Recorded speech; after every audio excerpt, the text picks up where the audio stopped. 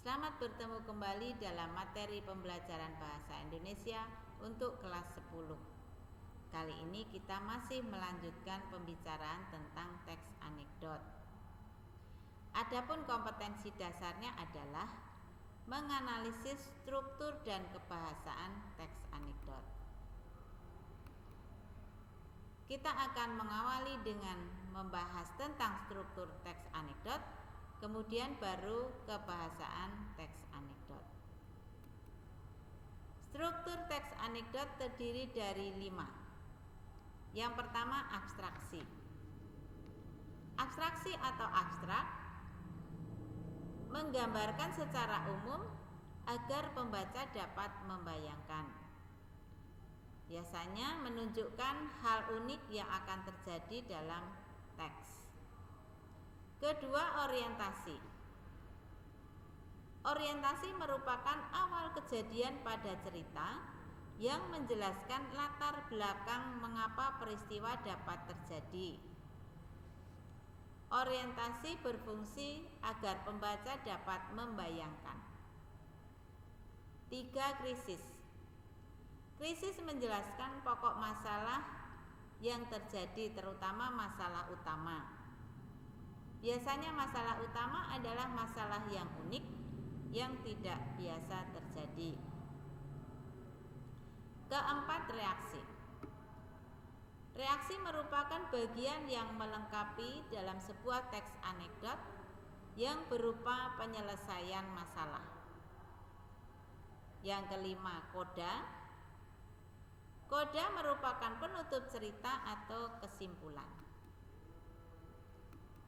Berikutnya, kaidah kebahasaan. Ada 5 kaidah kebahasaan. Pertama, menggunakan kalimat retoris. Kalimat retoris adalah kalimat yang tidak ditujukan untuk mendapatkan jawaban. Tujuan penggunaan kalimat retoris dalam anekdot adalah agar pembaca merenungkan masalah yang dipertanyakan. 2. Menggunakan konjungsi waktu. Penggunaan konjungsi waktu berfungsi untuk menjelaskan waktu kejadian dalam anekdot. Misalnya konjungsi sejak, sewaktu, ketika, tatkala, setelah, dan sebagainya.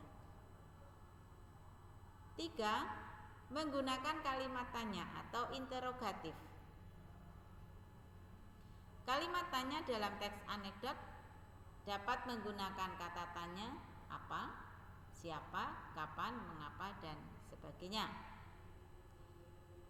Yang keempat, menggunakan kalimat imperatif.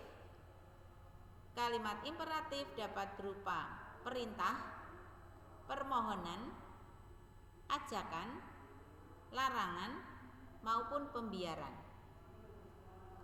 Yang terakhir, menggunakan kalimat seru. Kalimat seru adalah kalimat yang isinya mengungkapkan kekaguman perasaan. Bagian berikut menyusun teks anekdot. Ada 3 langkah. Yang pertama, menceritakan teks anekdot dengan pola yang berbeda.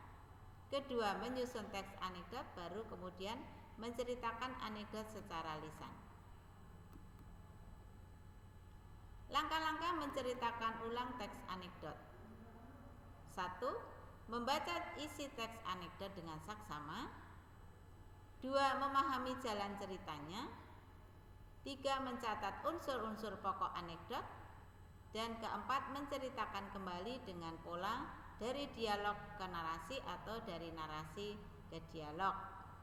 Yang berarti pola berbeda tetapi tetap memperhatikan unsur-unsurnya. Berikutnya langkah-langkah menyusun anekdot.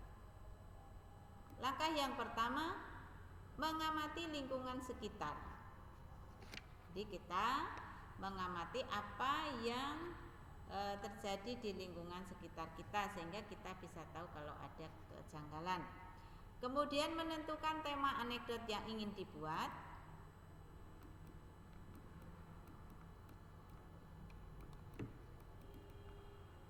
Langkah yang ketiga, menentukan sesuatu yang ingin dikritik. Keempat, membubuhi unsur humor terhadap masalah atau peristiwa yang ingin dikritik.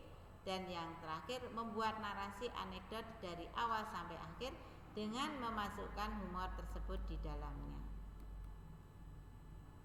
Berikutnya, aspek yang diperhatikan dalam menceritakan anekdot.